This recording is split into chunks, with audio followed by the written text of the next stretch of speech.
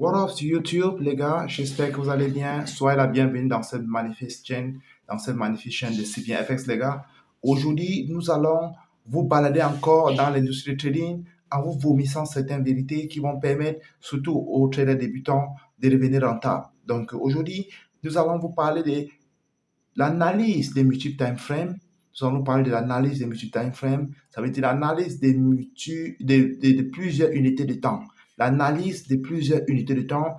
Et avant cela, nous allons d'abord vous donner la définition donc de cette analyse de plusieurs unités de temps. Nous allons d'abord vous donner la définition de cela, les gars, et qui est d'abord très important, afin que vous puissiez comprendre qu'est-ce qu'il veut dire par l'analyse de plusieurs unités de temps, les gars. Donc, les gars, accrochez-vous et surtout abonnez-vous à cette chaîne parce qu'ici, nous vomissons toutes les vérités qui concernent l'industrie du trading, les gars, pour vous permettre, les gars, vous-même, à pouvoir mieux comprendre dans cette industrie afin de quitter sur le trader débutant, revenir un trader rentable, les gars. Abonnez-vous et accrochez-vous pour que nous puissions décoller. Ok, les gars, nous allons parler donc la définition de time frame analysis en Forex. Donc, l'analyse technique dans les multiples time frames, nous allons discuter de ça en Forex. Nous allons voir la définition de ça en Forex. Time frame analysis en Forex. L'analyse du marché sur plusieurs unités de temps pour prendre des décisions plus facilement. Donc, l'analyse technique dans plusieurs unités de temps pour pouvoir prendre donc une décision rapidement. C'est quoi le time frame? C'est quoi le time frame?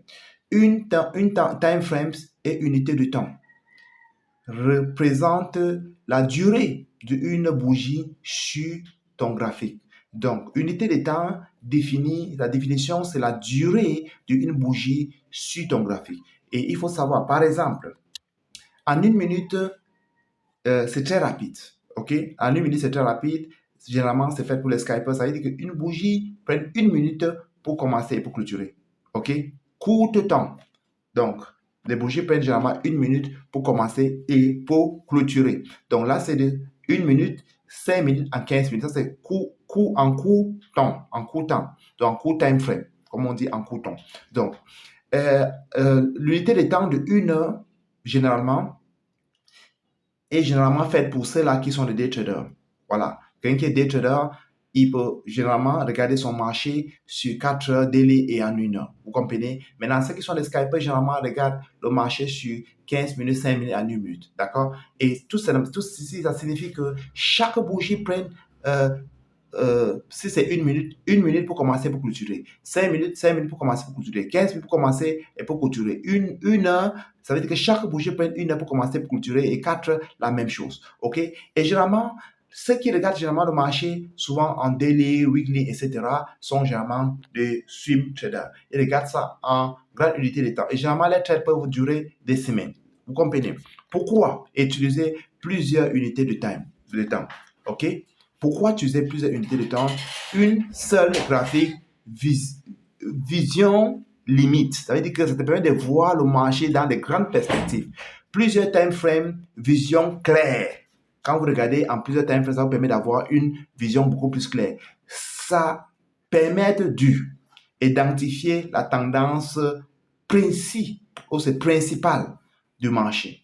Trouver de meilleurs points d'entrée. C'est très important. Quand tu regardes dans les multi-time frames, ça permet de trouver de meilleurs points pour entrer. Parce que quand tu regardes le marché en 4 heures, en daily et en 1 heure, et ça te permet de descendre maintenant sur 1 heure de temps donc pour trouver les meilleurs points d'entrée. Excuse-moi. Comme moi, je prends mes décisions sur 1 heure, mais je regarde le marché sur 4 heures et sur daily time frame. Évite de fausses signaux, des fausses cassures. Donc, ça te permet d'éviter des fausses signaux et des fausses cassures. Méthode de multiples time frame. La méthode de multiples time frame, le plus utilisé. Étape 1, grande time frame. Daily 4 heures. Comme je vous disais tout à l'heure, je regarde mon marché sur daily et sur 4 heures. Objectif, pour voir la tendance globale. Quand je regarde le marché sur daily time frame et sur le 4 heures, l'objectif, c'est pour voir la tendance globale. Marché ici, il est en haussier, ou bien tu cherches donc un achat. Si le marché est haussier, on cherche un achat. Si le marché est baissier, on cherche une vente. Ça te permet de regarder le marché dans une grande unité de temps pour voir la tendance de marché. Maintenant, sur le marché haussier, tu cherches donc des configurations pour acheter. Sur le marché baissier, tu cherches des configurations pour vendre. Étape 2, multiple time frame intermédiaire. Là, c'est 1 heure et 30 minutes. Moi, je m'arrête à 1 heure. Je ne descends même pas sur 30 minutes. Objectif, OK? Objectif, donc, ça finalise ton analyse. Donc, l'objectif, c'est pour finaliser ton analyse sur petite unité de temps. Traçage de support, des zones clés et de résistance. C'est ce que je fais généralement. Objectif de la structure du marché. Donc, ici, l'étape 3. Petite time frame, 15 minutes, 5 minutes. Moi, je ne regarde pas le marché, ce time frame. Donc, ça ne m'intéresse pas. Pour voir donc la confirmation et tout ça. Moi, je m'arrête en 1 heure de temps, les gars. Si j'ai trop fait, je peux lancer un coup d'œil en 15 minutes, mais je m'arrête en 1 heure. Breakout, pullback, signal, RFI, tout ça. Moi, je ne regarde pas. Moi, je me concentre beaucoup plus sur les pullbacks ou soit les breakouts. OK? Exemple. En daily time frame, tendance haussière. En 1 heure, prix revient sur le support ou soit la résistance. Maintenant, 15 minutes, signal d'achat ou de vente. OK? Tu prends donc achat ou bien tu vends. Donc, ça dépend. Donc, ici, donc, en 5e chose, l'erreur à éviter. Tracer sans regarder en grande unité de temps. Il faut toujours regarder ton marché en grande unité de temps avant donc de tracer les supports de résistance. OK? Et entrer tôt, vite, sans confirmation. Il ne faut jamais entrer sans confirmation. Utilisez donc trop des indicateurs. Moi, je n'utilise même pas des indicateurs. Ignore donc la tendance principale. Donc, il faut toujours regarder la tendance principale qui est une grande unité de temps. Toujours respecter ses rejets. OK? En tendance, du gros time frame domine toujours les petits time frames. Moi, je le sais ça. C'est pour ça que je me focalise sur grande unité de temps. En conclusion, le time frame d'analyse est une clé pour devenir rentable. Si tu veux devenir rentable, il faut te focaliser sur une grande unité de temps. Ça donne la vision claire du marché. Moins l'erreur. Mieux timide. OK, les gars? Donc, ça, c'est juste pour vous donner la définition. Pourquoi c'est important? Pourquoi c'est important de regarder le marché en multi-time frame? Pourquoi c'est important de regarder le marché en grande unité de temps? Pourquoi donc cela est important? Ça te permet d'avoir les choses beaucoup plus grandes. Nous allons aller sur le graphique, les gars. Par exemple, les gars, nous sommes sur 1 heure de temps. Et sur 1 heure de temps, quand je regarde, je vois que cette marché-ci, c'est une marché baissière. Sur 1 heure, je vois ça, c'est un marché baissier. Pourquoi c'est un marché baissier? Parce que ici, il y a eu un changement de caractère à ce niveau. Le marché a cassé ces zones-ci. Je vois ça comme un marché baissier. Mais je ne dois pas m'arrêter sur 1 heure, les gars. Je dois aller sur grande unité de temps pour chercher à savoir est-ce qu'en 4 heures, elle est aussi baissière.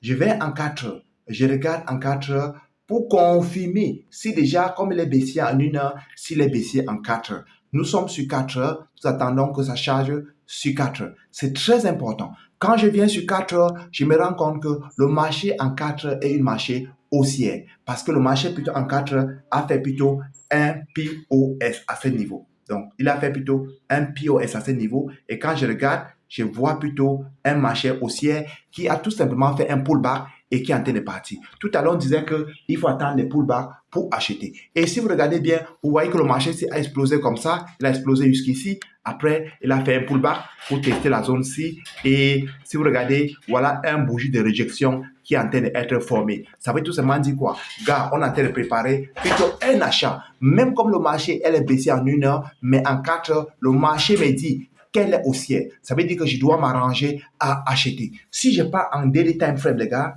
je regarde en daily time frame, on part en daily time frame pour regarder le marché. C'est ça. Il faut que tu regardes le marché en multiples time frame. Et quand je reviens en daily, qu'est-ce que je vois en daily? Je vois également un marché en daily qui est haussier. Un marché en daily qui est haussier. Parce que le marché a cassé ces zones-ci. Ces zones-ci a été cassées. Ces zones comme ça a été cassées. Ça veut dire qu'en daily, le marché est haussier. Et le marché a tout simplement fait un retracement pour venir retester ces zones. Il a tout simplement fait un retracement. Regardez, il a simplement fait un retracement pour venir tester ces zones et le marché peut continuer à monter, les gars. Donc, pour moi, à ce moment, je me concentre donc sur une heure. Je ne vends pas, je me concentre à l'achat. J'espère que vous avez donc compris l'importance des multiples time frames, gars. J'espère que vous avez compris l'importance des multiples time frames. Donc, à ce moment, je dois donner le signal à mes étudiants de acheter au marché. Aujourd'hui, je suis au 35e jour, 34e jour de mon challenge, 35e jour de mon challenge de 90 jours,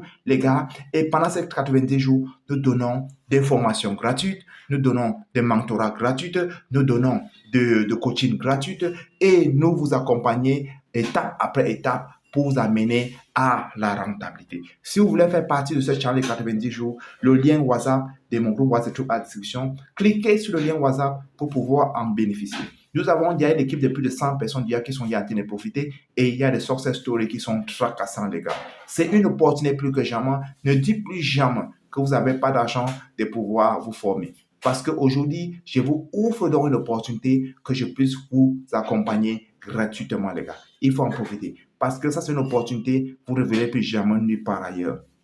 OK? Et vous n'êtes plus jamais sûr que je pourrais faire encore une chose comme ça. Parce que la formation que je vous donne gratuitement, c'est une formation qui coûte 500 $. Le mentorship que je vous donne gratuitement, c'est un mentorship qui coûte 1500 $.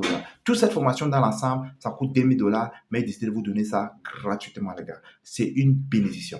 Donc, il faut en profiter. Likez cette vidéo, abonnez-vous à la chaîne pour que chaque fois que nous avons une nouvelle update, pour que vous puissiez être notifié. Parce que si nous vomissons toutes les informations qui concernent la bourse, toutes les informations qui concernent le trading, les gars, likez dans cette vidéo, les gars.